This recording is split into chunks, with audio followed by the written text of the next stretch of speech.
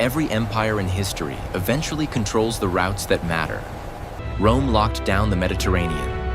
Britain ruled the oceans. And today, the United States commands the most powerful navy ever built. Carrier groups move like floating cities. Destroyers track threats before they appear. Satellites watch the Earth in real time. By every historical pattern, this should mean control. But there is one place where that pattern breaks. Every single day, nearly 1/5 of the world's oil passes through a strip of water so narrow. Two massive tankers can barely pass each other. No room to turn, no room to escape, no second chance. Everything that enters must follow the same path. US warships are already there, watching, tracking, ready. From the outside, it looks like total control, but control is not the same as safety. Because in a corridor this tight, one disruption is enough. One object in the water, one sudden movement, one moment where timing fails, and within hours, oil prices can spike across the world. Markets react, ships slow down, decisions change, not because something happened, but because something might. That is the difference. Because what moves through this corridor is not just oil, it is expectation, it is fear, it is timing, and those things do not follow military rules. So, despite everything the United States can deploy, despite the scale of its power, there is still one question. Why is it that in this one place, control is never complete? To understand this, we have to look at the place itself. The Strait of Hormuz is not wide, not open, not forgiving. At its narrowest, it stretches just over 30 kilometers. But the lanes ships actually use are far tighter. Two thin corridors, one for incoming traffic, one for outgoing. Between them, almost nothing. Every tanker that enters must follow a fixed path. Every captain knows exactly where that path is. Every system tracking them knows it too. There is no improvisation here, no freedom of movement, just a line that everything must pass through. And that line turns geography into pressure. Because when movement is forced into a single direction, control is no longer about size. It is about timing. On one side of this corridor lies Iran, a long coastline, stretching along the northern edge of the strait. On the other side, Oman, quieter, less central to the tension. But the distance between them is not what matters. What matters is how close everything is. Close enough to observe. Close enough to respond. Close enough to interfere. From above, it looks simple. Water between land, ships moving through. But from within the system, it behaves differently. Because every ship that enters this corridor carries more than cargo. It carries dependency, energy that fuels cities thousands of miles away, supply chains that stretch across continents, expectations built into global markets, and all of it must pass through here. This is not just a trade route, it is a pressure point, a place where movement is constrained, but consequences are not, where a small disruption does not stay small, where distance disappears, and reaction time collapses. That is why everything about this place feels controlled. There are patrols, surveillance, constant monitoring. The presence of power is visible, but visibility can be misleading. Because when every movement is predictable, it becomes easier to study. When every path is fixed, it becomes easier to interrupt. And when everything depends on a single corridor, that corridor becomes fragile. This is the paradox. The more important the route becomes, the more sensitive it is to disruption. Not because it is weak, but because it is concentrated. And concentration changes how power works. It removes distance, it removes flexibility, it removes time. And without time, even the strongest system struggles to react. That is what makes this place different. It does not behave like open ocean. It does not reward scale in the same way. It compresses everything, space, movement, decision, into something much smaller.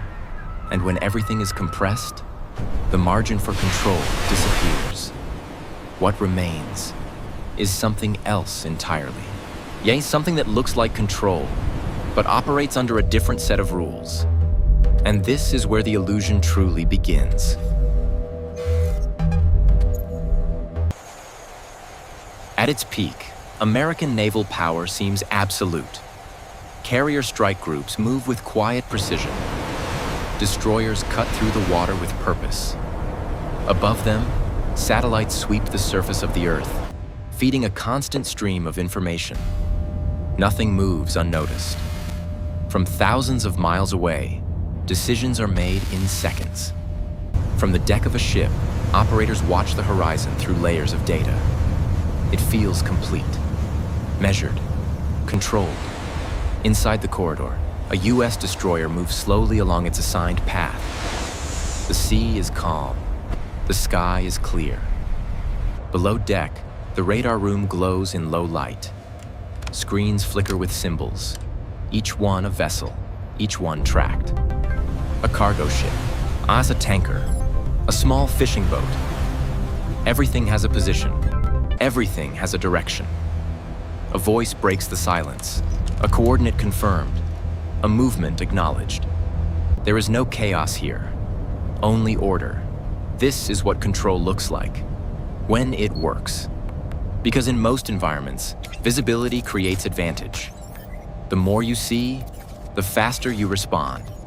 The faster you respond, the more stable the system becomes. But the Strait does not behave like most environments.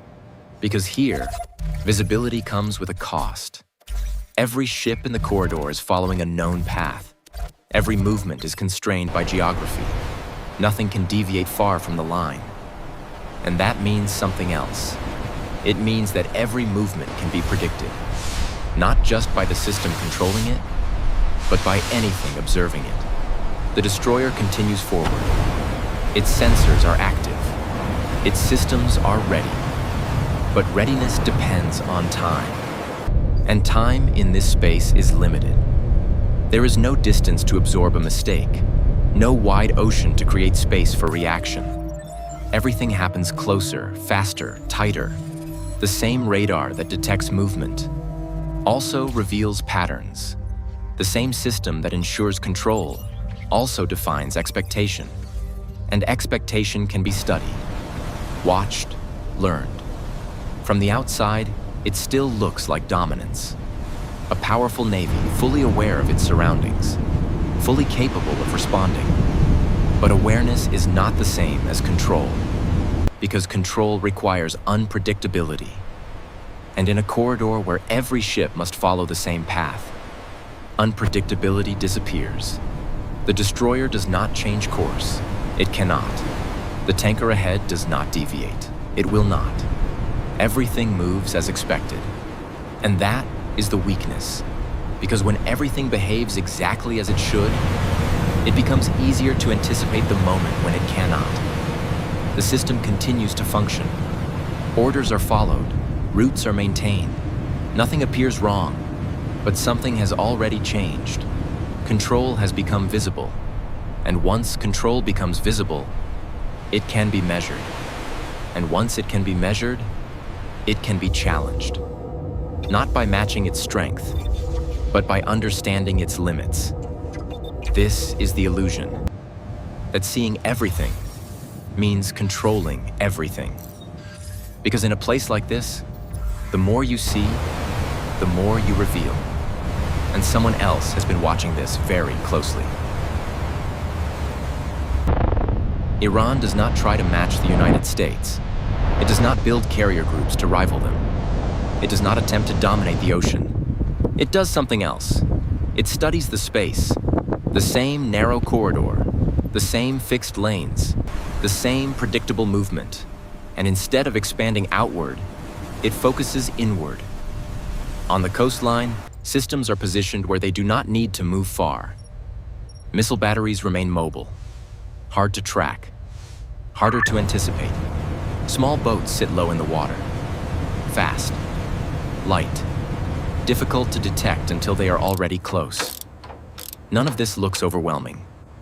Not in the way a fleet does. Not in the way power is usually measured. But it is not designed to overwhelm. It is designed to interfere.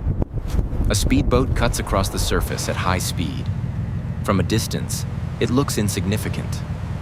A small shape against open water. But distance here is an illusion, because there is not much of it. In open ocean, size matters. Range matters. But in a compressed space, proximity changes everything. The boat does not need to travel far. It only needs to appear at the right moment. And the system it is moving toward cannot easily change its path. This is where the balance shifts. Because traditional warfare depends on confrontation. Strength meets strength. Force meets force.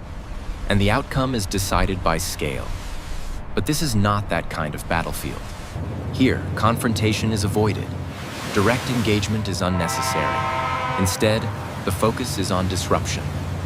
A single naval mine placed in the right location does not need to sink a ship. It only needs to exist. Because once it is there, everything slows down. Ships hesitate. Routes are questioned. Risk calculations change instantly. The system reacts before anything happens. The same is true of missiles. And they do not need to be launched in large numbers. One confirmed strike is enough to change perception. Insurance rates rise. Transit costs increase. Movement becomes uncertain. And uncertainty spreads. Not across the water, but through the system that depends on it. This is the strategy, not control, not domination, disruption. Because disruption requires far less power. It does not need to hold territory. It does not need to maintain presence. It only needs to create doubt. And doubt moves faster than any fleet. From the perspective of the United States, the system is still active. Ships are moving. Routes are open. Operations continue. But beneath that surface, something else is happening. The balance is shifting away from strength toward timing, away from scale toward precision. Because in a place like this, it is not the strongest force that defines the outcome. It is the one that can act at the exact moment when the system cannot respond in time. And that moment does not need to be large. It only needs to be real. This is where the pattern changes again. Control is no longer about holding the space. It is about threatening it. And the threat is often enough. Oil markets do not wait for events. They move before them. They react to signals, to possibilities, to anything that suggests disruption might be coming. Inside the corridor, a tanker moves steadily along its assigned lane. The engines hum at a constant rhythm. The route is already calculated. The destination is fixed. On the bridge, the captain watches the horizon. Nothing unusual. Just water and other ships moving in the same direction. Then a message comes in. Short, uncertain. Possible threat detected in the transit corridor. There is no explosion, no confirmed attack, just information. But information in this system is enough. The captain does not stop immediately, but he slows. Others do the same. Movement becomes cautious, spacing increases, timing shifts, and beyond the strait, the reaction begins. Trading floors adjust within minutes. Prices begin to climb. Not because something has happened, but because something might. Insurance companies reassess risk. Premiums rise. Shipping companies reroute where they can, delay where they cannot. The system tightens. Not physically, but psychologically. This is where the dynamic changes. Because disruption does not begin with action. It begins with expectation. The presence of risk is enough to alter behavior, and behavior is what keeps the system moving. Without it, everything slows. From the outside, the corridor is still open. Ships are still passing through. The route is still active. But underneath, confidence is eroding. And confidence is what holds the system together. Military power can respond to attacks. It can intercept, defend, retaliate. But it cannot eliminate anticipation. It cannot remove the moment when people begin to question whether the next ship will be safe. That moment spreads from one captain to another, from one company to an entire industry, until the system begins to react to itself. This is the critical shift, because once fear enters the equation, control becomes indirect. You are no longer managing movement. You are managing perception. And perception does not follow orders. It amplifies uncertainty. In a place where everything is already constrained, uncertainty expands faster than anything else. It reaches beyond the corridor, into economies, into decisions made far from the water itself. And by the time a response is organized, the effect has already begun. This is why disruption here does not need to be sustained. It only needs to be believed, because belief moves first. And once it moves, the system follows. This is the part no navy can fully control, not because it lacks power, but because power does not operate at the same speed as fear. And in this corridor, speed is everything. In theory, the solution seems straightforward. Increase presence, expand patrols, apply more control, more ships in the water, more surveillance in the air, more systems watching every movement. From a distance, this looks like stability. A stronger presence should reduce risk. A tighter grip should prevent disruption. That is how power usually works. But the Strait does not follow that pattern, because every increase in control changes how the space behaves. More ships do not just add protection, they add density. The corridor becomes more crowded, more constrained. Every vessel must still follow the same narrow path.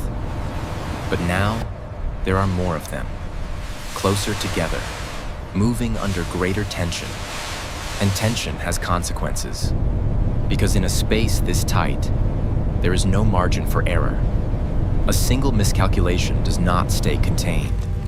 It spreads from one ship to another, from one decision to a chain of reactions. The system becomes sensitive, not to large events, but to small ones. At the same time, presence sends a signal, not just to those passing through the corridor, but to those watching it. More ships, more patrols, more visible force. It looks like control, but it can also look like escalation. And escalation changes behavior. It invites response. Not necessarily direct confrontation, but adjustment, repositioning, preparation, heightened alert. The balance begins to shift. Not because anything has happened, but because something might. This is the paradox. The more control is applied, the more unstable the environment becomes. Because control in this space is not neutral, it is interpreted. Every movement carries meaning. Every presence suggests intent. And intent is what shapes reaction. The system begins to tighten. Not physically, but strategically. On each side adjust to the other. Each action creates a response, until the space itself becomes charged. And in that state, stability is harder to maintain, because stability depends on predictability, and predictability begins to break down when pressure increases. From the outside, it still looks manageable. Ships continue to move. Operations continue as planned. But underneath, the margin for control is shrinking. Because control here is not just about capability. It is about restraint, about knowing how far to push, without forcing the system past its limit. And that limit is closer than it appears, because once it is crossed, the reaction is no longer controlled. it accelerates. And when it accelerates, no single force can contain it. This is what makes the Strait different. Not that it cannot be controlled, but that controlling it too much can create the very instability it is meant to prevent. And this leads to a realization that changes the entire story. Up to this point, the story looks like a military problem. A question of ships, of weapons, of positioning and response. A powerful navy operating in a difficult space, and a smaller force using different tactics to challenge it. That explanation feels complete, but it is not. Because it assumes that control is the goal. That if enough power is applied, the outcome will eventually follow. That the system can be forced into stability. But this is where the assumption breaks. Because the Strait is not just a battlefield. It is a system. A system that connects producers to consumers, supply to demand, expectation to reality. And systems behave differently than battlefields. They do not respond only to force. They respond to pressure, to balance, to the way different parts interact with each other. If one side attempts to dominate completely, the system does not stabilize. It distorts. Because total control in this environment requires constant enforcement, permanent presence, continuous pressure, zero tolerance for disruption. And that comes at a cost, not just in resources, but in reaction. Every increase in control invites resistance, not always visible, not always immediate, but inevitable. And resistance does not need to match power. It only needs to exist. Because in a space this sensitive, even small resistance creates large effects. This is the shift, from control to consequence. Because the United States is not just managing a corridor, it is managing the system that depends on it. Global markets, allied economies, energy stability, and those systems require something different, not dominance, balance. Because balance allows movement to continue, allows risk to exist, without overwhelming the system. But balance is fragile. It depends on restraint from all sides, on actions that stop just short of escalation, on signals that are strong enough to deter, but not strong enough to provoke. This is why full control is never pursued, not because it is impossible, but because it is too costly, too unstable, too disruptive to the system it is meant to protect. And once that system breaks, the consequences extend far beyond the Strait. They reach into economies that rely on steady flow, into decisions made in distant capitals, into everyday life far removed from this narrow corridor. This is the real reason, not a failure of power, but a limit of it. Because in some places, the goal is not to win. It is to maintain a balance that no one fully controls, but everyone depends on. And that balance is what keeps the Strait open. Empires expand, navies grow, power reaches further with each generation. But there are places where that power meets its limit. Not because it is challenged directly, but because the system itself cannot absorb total control. The Strait is one of those places. A narrow corridor where strength is visible, but never absolute. Where dominance creates instability, and restraint becomes the only form of control that works. Because in the end, the most powerful force in the world is not the ability to control everything. It is the ability to hold a system together without breaking it.